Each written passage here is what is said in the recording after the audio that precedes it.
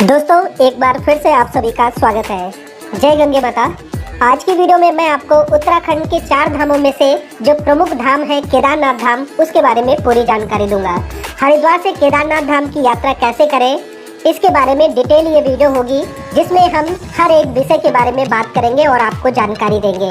जब आप लोग केदारनाथ धाम की यात्रा करते हैं तो आप लोगों के मन में बहुत सारे ऐसे सवाल हैं जो आते हैं कि वहाँ मौसम कैसा है, कितनी ट्रैक करना पड़ेगा, कहाँ पर हम रुके, कौन कौन से रास्ते में प्रमुख स्थान है जहाँ पर हम दर्शन करें, दर्शन करने का सही समय, केदारनाथ धाम पहुँचने का सही समय।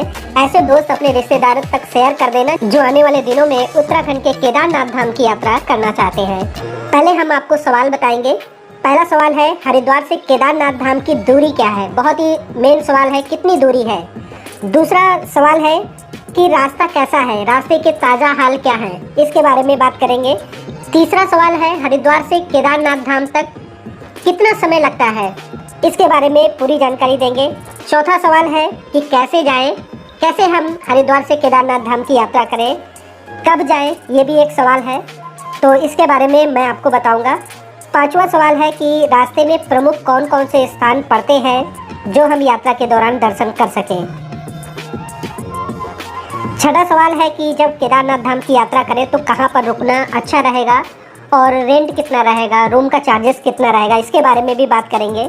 केदारनाथ धाम के लिए एक प्रमुख सवाल है कि ट्रैकिंग कितनी है और कितने घंटे ट्रैकिंग में लग जाते हैं, इसके बारे में मैं आपको बताऊंगा। आठवां जो प्रमुख सवाल है कि केदारनाथ धाम के पास और कौन कौन से प्लेस है जहां पर हम दर्शन कर सकते हैं। नौवां सवाल है जो कि बहुत ज़्यादा खास है कि केदारनाथ धाम का वेदर कैसा रहता है, इसके बारे में भी मैं आपको बताऊंगा। और 10वां सवाल है जिसमें हम बताएंगे कि एक पर्सन के लिए केदारनाथ धाम में जाने के लिए लगभग कितना खर्चा लगेगा। और एक बोनस आप लोगों के लिए टिप्स रहेगा, उसमें हम ये बताएंगे कि केदारनाथ धाम यात्रा के दौरान आपके बैग में क्या क्या होना चाहिए, कौन कौन सा सामान आप लेकर जाएं ताकि यात्रा के दौरान किसी तरह की कोई परेशानी ना हो। तो ये 10 प्रमुख सवाल हैं, तो वीडियो को पूरा देखना, बहुत अच्छा लगेगा। अच्छे से आपको वहाँ के नज़ारे दिखाएंगे और डिटेल में जानकारी देंगे। वीडियो अच्छी लग रही है तो लाइक करने के साथ शेयर जरूर करें। सबसे पहले हम पहला सवाल लेते हैं और वो है, हरिद्वार से केदारनाथ धाम के बीच में दूरी कितनी है। देखिए, हरिद्वार से जब आप यात्रा करते हैं तो आप ऋषिकेश पहुंचते हैं, शिवपुरी पहुंचते हैं, उसके बाद आप देवप्रयाग, उसके बाद श्रीनगर, रुद्रप्रयाग और उसके बाद पहुंचते हैं फाटा, रामपुर, सीतापुर, सोनप्रयाग, गौरीकुंड होते हुए केदारनाथ धाम पहुंचते हैं। लेकिन हरिद्वार से सोनप्रयाग तक ही जो गाड़ियां हैं वो जाती हैं, चाहे वो कार हो चाहे वो बस हो। उसके बाद वहाँ पर लोकल जीप चलती है, गौरीकुंड पहुंचते हैं और उसके बाद वहां से ट्रैक शुरू होता है। तो मेनली डिस्टेंस की बात करें तो हरिद्वार से सोनप्रयाग के बीच की जो दूरी है वो 230 किलोमीटर के आसपास है। दूसरा जो सवाल है कि रास्ते के ताज़ा हाल क्या है। देखिए, रास्ते के ताज़ा हाल की बात करें तो हरिद्वार से जब आप यात्रा शुरू करेंगे तो हरिद्वार से रुद्रप्रयाग और रुद्रप्रयाग से भी जब आप आगे जाएंगे तो जब कुंड के आसपास पहुंचते हैं, कुंड के आसपास का जो रास्ता है वो थोड़ा सा ख़राब है और कुंड से जो रोडें हैं थोड़ी सकरी होने चालू हो जाती हैं। फिर आगे जब आप पहुंचेंगे गुप्तकाशी फाटा की ओर, वहां पर फिर रोड कहीं पर आपको सही मिलेगी और उसके बाद जब और थोड़ा आगे जाएंगे तो फिर कहीं जगह पर आपको रोड जो है वो सही मिलती है। तो ज़्यादा रास्ता कहीं भी ख़राब आपको नहीं मिलने वाला है, सिर्फ कुंड के आसपास रास्ता जो है वो थोड़ा सा ख़राब है, नहीं तो हरिद्वार से सोनप्रयाग का रास्ता काफ़ी अच्छा हो चुका है। तीसरा जो सवाल है कि हरिद्वार से सोनप्रयाग तक के बीच जो रास्ता है इसमें समय कितना लगता है। तो देखिए, नॉर्मली जो है 6.5-7 घंटे लग जाते हैं। बाकी डिपेंड करता है ट्रैफिक कितना है। अगर रोड क्लियर मिलती है और कुंड के आसपास कई बार ज़्यादा जाम लग जाता है, वो सब कुछ अच्छा मिलता है तो फिर आपको ज़्यादा समय नहीं लगने वाला है। आप लगभग 7 घंटे 7.5 घंटे में आराम से सोनप्रयाग तक पहुँच जाएंगे। कोशिश करें अर्ली मॉर्निंग आप लोग यात्रा हरिद्वार से शुरू कर दें। जितनी जल्दी आप लोग हरिद्वार से निकलेंगे उतना ही ट्रैफिक आपको कम मिलेगा, आप आसानी से सोनप्रयाग तक पहुंच जाएंगे। अब जो चौथा खास सवाल है कि हरिद्वार से केदारनाथ धाम यात्रा के लिए हम कैसे जाएं। देखिए, बाई बस भी आप लोग जा सकते हैं। सुबह सुबह लगभग 5 बजे के आसपास हरिद्वार रेलवे स्टेशन के सामने से कुछ बसें जो हैं वो सोनप्रयाग तक के लिए जाती हैं। कुछ बुकिंग जो है एडवांस कराना पड़ता है, कई बार एक दिन पहले शाम को आप वहाँ पर बुकिंग करा लें ताकि अर्ली मॉर्निंग आप 5 बजे रेलवे स्टेशन पर पहुंच जाएं। उसके सामने बसें खड़ी होती हैं, वहां से अगर 5 बजे 6 बजे आपको बस मिल जाती है तो आप आसानी से सोनप्रयाग तक पहुंच सकते हैं। 1-2 लोग हैं, 3 लोग हैं तो बहुत अच्छा है, आप बस से चले जाएं। अगर आप लोग कार से जाना चाहते हैं या आप 4-5 लोग हैं या फैमिली है तो आप लोग छोटी कार भी कर सकते हैं। अगर ज़्यादा लोग हैं तो बड़ी कार कर सकते हैं, 7 सीटर कार ले सकते हैं। ये ज़्यादा अच्छा रहेगा, समय के अकॉर्डिंग आप पहुंच जाएंगे। और जहां पर आपको उतरना है, जहां के व्यू देखने हैं, कई बार बसों में आपको वॉमिटिंग भी होती है क्योंकि पहाड़ी रास्ता है, तो कार से जाएंगे तो जहां पर चाहेंगे वहां पर कार खड़ी हो जाएगी। आप बाहर ताज़ी हवा ले सकते हैं और जो भी प्रयाग रास्ते में आते हैं, रुद्रप्रयाग, देवप्रयाग, वहाँ के दर्शन भी करते हुए आप बढ़ सकते हैं। तो बजट फ्रेंडली यात्रा है तो बस से है। अगर आप कैब से जाना चाहते हैं, कार से जाना चाहते हैं तो आपको मैंने बता दिया है, यहाँ से आपके लिए कार मिल जाएगी। कब जाना सही रहेगा ये भी चौथा सवाल है। तो देखिए, सबसे अच्छा जो समय होता है मई जून का होता है, उसके बाद जुलाई अगस्त सितंबर बारिश काफ़ी ज़्यादा होती है और 15 सितंबर के बाद फिर से काफ़ी लोग यात्रा पे चले जाते हैं। तो 15 सितंबर 20 सितंबर के बाद जब तक कपाट खुले रहते हैं दिवाली के आसपास, तब भी जा सकते हैं। और मई जून का महीना है, इस समय जाएंगे तो आप ज़्यादा आसानी से पहुंच जाएंगे, क्योंकि जुलाई अगस्त में काफ़ी ज़्यादा लैंडस्लाइड भी होती है, बारिश भी काफ़ी ज़्यादा होती है। हालांकि मई जून के महीने में ज़्यादा भीड़ होती है, आपको लाइन में भी ज़्यादा लगना पड़ेगा जब आप दर्शन करेंगे, तो अपने अकॉर्डिंग आप प्लान कर लें। पांचवा जो सवाल है वो ये है कि हरिद्वार से जब केदारनाथ धाम की यात्रा करते हैं तो रास्ते में कौन कौन से प्रमुख स्थान आते हैं जहां पर हम दर्शन कर सकते हैं। तो देखिए, हरिद्वार से चलेंगे तो ऋषिकेश, और ऋषिकेश से शिवपुरी, देवप्रयाग से आगे जब आप बढ़ेंगे तो श्रीनगर, और श्रीनगर के आगे रुद्रप्रयाग में भी आप ऐसे ही बाहर से ही नज़ारे देख सकते हैं। और कोशिश करें कि रुद्रप्रयाग शहर से पहले जो एक बाईपास जाता है केदारनाथ धाम के लिए, उस रास्ते का प्रयोग करें।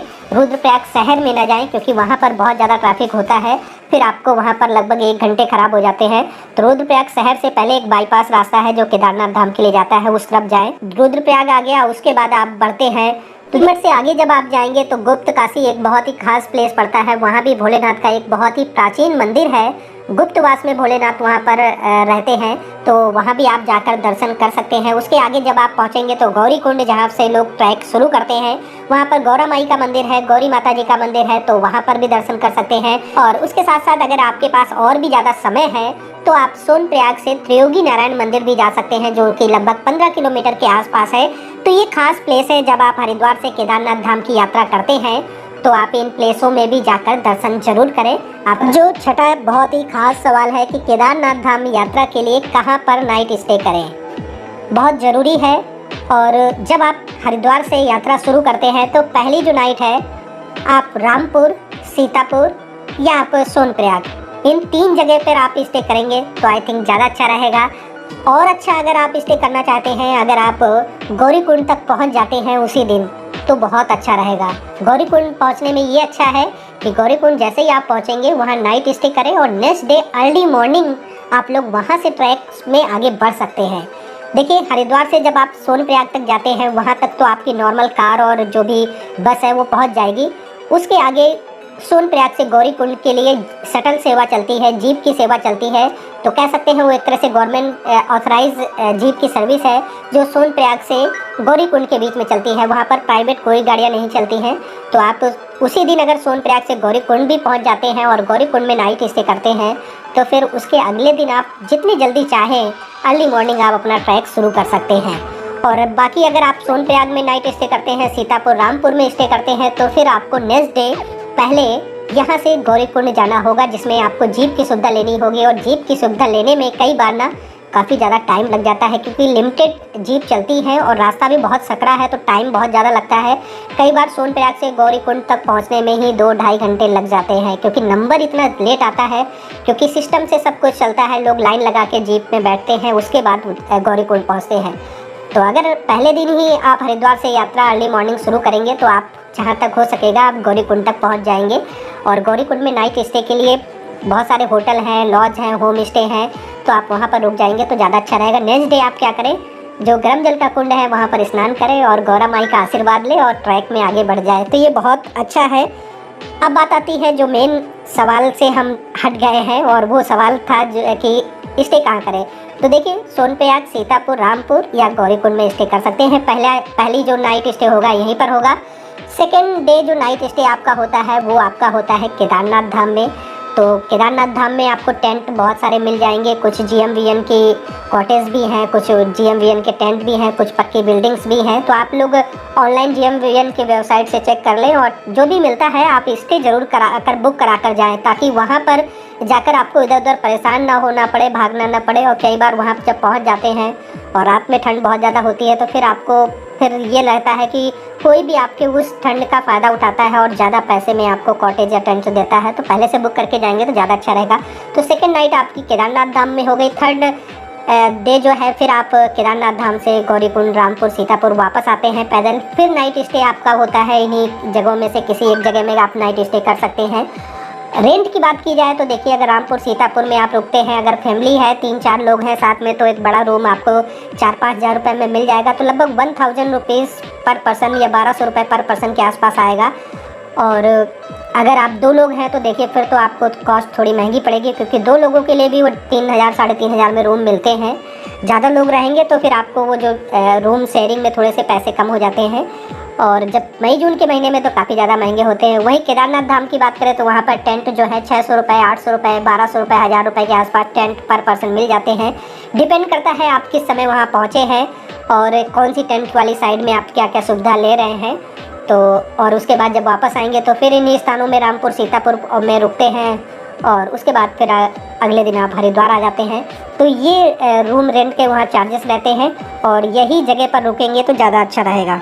सातवां जो प्रमुख सवाल है कि ट्रैकिंग कितनी है। देखिए, केदारनाथ धाम के ट्रैकिंग को लेके अभी भी बहुत सारे लोग कहते हैं 22 किलोमीटर की है, कोई कहता है 21 किलोमीटर की है, कोई कहता है 16 किलोमीटर की है। लेकिन सही जो ये ट्रैकिंग है, अगर देखिए बहुत सारे लोग सोनप्रयाग से ही ट्रैकिंग करके केदारनाथ धाम जाते हैं। वो जीप की सर्विस कई बार नहीं लेते हैं क्योंकि जीप के लिए लाइन लगाना पड़ता है। तो अगर सोनप्रयाग से जाएंगे फिर तो 22 किलोमीटर ही ट्रैक आपको पड़ेगा। लेकिन गौरीकुंड तक जीप जाती है, उसके बाद आप ट्रैक शुरू करेंगे। तो फिलहाल जो रास्ता है, क्योंकि रास्ता समय समय पर 1-2 पुल के टूट जाने से रामबाड़ा में जो पिछले साल भी काफ़ी पुल बह गए थे, तो इसकी वजह से 1-2 किलोमीटर का रास्ता जो है घटता बढ़ता रहता है। फिलहाल जो रास्ता है वो 17 किलोमीटर के आसपास है। तो गौरीकुंड से आप केदारनाथ धाम का 17 किलोमीटर का मुश्किल ट्रैक है, जिसमें काफ़ी जगह पर काफ़ी ज़्यादा खड़ी चढ़ाई है। और इसमें आपके समय की बात करें तो नॉर्मली जो है 11 घंटे के आसपास लग जाते हैं। बाकी अब 8वां सवाल है कि केदारनाथ धाम मंदिर के पास कौन कौन से मुख्य जगह हैं जहां पर दर्शन कर सकते हैं। तो देखिए, बाबा का मंदिर है, केदारनाथ धाम मंदिर में दर्शन करें। मंदिर के बैक साइड में ही भीम शिला है, उस शिला के दर्शन जरूर करें। जब 2013 में आपदा आई थी, जब बहुत सारा जल जो है तेज बहाव के साथ मंदिर की तरफ बढ़ रहा था, तो शिला ने ही मंदिर को बचाया था। तो भीम शिला के दर्शन करें। और भीम शिला के और थोड़ा पीछे जाएंगे तो वहाँ पर आदि शंकराचार्य जी की एक प्रतिमा है, वो बहुत ही सुंदर जगह है। तो वहाँ पर भी आप दर्शन कर सकते हैं। 1 किलोमीटर का और ट्रैक करके जाएंगे तो भैरव बाबा का एक मंदिर है, आप वहाँ भी दर्शन कर सकते हैं। बाकी 2-3 ट्रैक और हैं, वासुकी ताल है और 1-2 ट्रैक और हैं। तो अगर आप ट्रैक कर सकते हैं तो वहाँ भी जा सकते हैं। अब 9th नंबर का जो सवाल है कि केदारनाथ धाम का मौसम कैसा रहता है। तो देखिए, मई का महीना हो, जून का महीना हो, कोई भी महीना हो, बारिश की काफ़ी ज़्यादा चांसेस रहते हैं वहाँ पर। दोपहर 2-3 बजे के बाद का जो मौसम होता है वो एकदम से चेंज होता है और थोड़ी बहुत बारिश लगभग हो ही जाती है। कई बार ज़्यादा बारिश भी हो जाती है, बाकी डिपेंड करता है मौसम कैसा है, ख़राब है या कैसा है। ठंड की बात करें, मौसम ख़राब है, बारिश हुई तो बहुत ज़्यादा ठंड रहेगी और 5 बजे के बाद तो ठंड एकदम से बढ़ जाती है और फिर पूरी रात में माइनस में टेम्परेचर रहता है। -3, 4, 5, 6, 7 भी चला जाता है। तो ध्यान रखें, ठंड के सभी कपड़े होने चाहिए क्योंकि वहाँ पर ठंड बहुत होती है। आप ट्रैक करेंगे, आपको थोड़ी सी गर्मी लगेगी, लेकिन जैसे ही रुकेंगे फिर ठंड लगना चालू हो जाएगी। तो आप ठंड के सारे कपड़े रखें क्योंकि वहाँ मौसम चेंज होता रहता है। 10 नंबर का जो सवाल है कि एक व्यक्ति के लिए लगभग कितना खर्चा आएगा। तो देखिए, अगर आप बजट यात्रा करना चाहते हैं तो हरिद्वार से बस ले लें। लगभग 700 रुपये में आप सोनप्रयाग पहुंच जाएंगे। वहां से 50 रुपये की जीप लेकर आप पहुंच जाएंगे गौरीकुंड और गौरीकुंड से फिर आप ट्रैक करते हुए मंदिर तक पहुंचे और वापस आते समय भी यही फार्मूला अपनाएं। तो इसमें आपका किराया जो है ज़्यादा नहीं लगने वाला है। 700 रुपये जाने का, 700 रुपये आने का, 1500 रुपये, 1400 रुपये ये हो गया। 50-50 रुपये अगर जीप मिल जाती है, अगर बढ़ गया होगा तो 60-70 रुपये हो सकता हो गया हो। और तो फिर इस तरह ये लगभग आपका 1600-1700 रुपये तो किराया हो जाएगा। और उसके बाद आपका अगर स्टे का देखा जाए तो 800 रुपये पर पर्सन में, 1000 रुपये पर पर्सन में आपको 2 नाइट स्टे करना होगा। तो 2000 रुपये आपके ये हो जाते हैं और 1600 रुपये वो हो गए, तो 3600 रुपये तो ये हो गए। बाकी आपका खाने पीने का रख लेते हैं। तो ये जो बजट यात्रा है तो आपकी 4500 से 5000 रुपये के बीच में आराम से आपकी ये बजट यात्रा हो जाएगी, जिसमें बाई बस आप जाएंगे। बाकी आप पे डिपेंड करता है आप कितना खर्चा करना चाहते हैं, आप कौन से होटल में रुकना चाहते हैं, आप क्या खाना चाहते हैं। क्योंकि अगर सही देखें तो आपका जो पानी है वो बहुत महंगा होता है। जब आप केदारनाथ धाम के लिए जाते हैं ना, तो आप पानी बॉटल जो है कई बार 50 रुपये की, जैसे से 60 रुपये तक की आपको मिलेगी। तो पानी आप ज़रूर कंज्यूम करते रहें, क्योंकि जब आप ट्रैक करेंगे तो पानी की बहुत ज़रूरत पड़ेगी।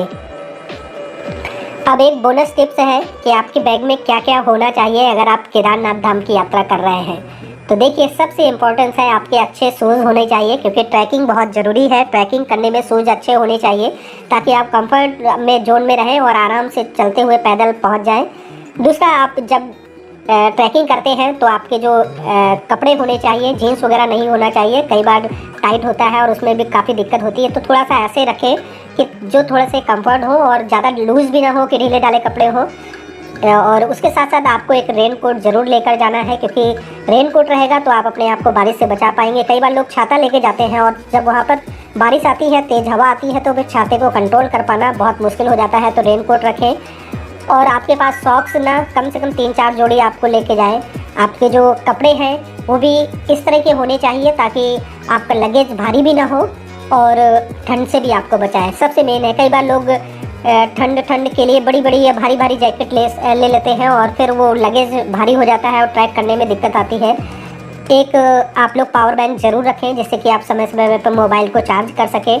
और जब आप ट्रैक करेंगे तो एक अपने साथ छड़ी ज़रूर रख लें। उस छड़ी से देखने में तो लगता है कि छड़ी लेकर चल रहे हैं, लेकिन उससे बहुत ज़्यादा सहारा मिलता है।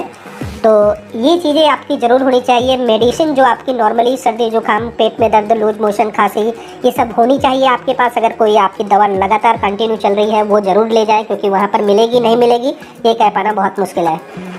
लाइट वेट जैकेट होना चाहिए ताकि अगर जैकेट किसी तरह से उतार के अगर बैग में भी रखना हो तो बैग वजन ना बढ़े। कई बार लोग जब ट्रैकिंग करते हैं, धूप निकलती है तो उन्हें गर्मी लगती है और फिर वो जैकेट जब बैग में डालते हैं तो आजकल बहुत ही लाइट जैकेट आने लगी है और काफ़ी ज़्यादा वो गर्म भी होती हैं। तो कुछ इस तरह का आप तैयारी करके रखें और आराम से हरिद्वार से केदारनाथ धाम की यात्रा करें।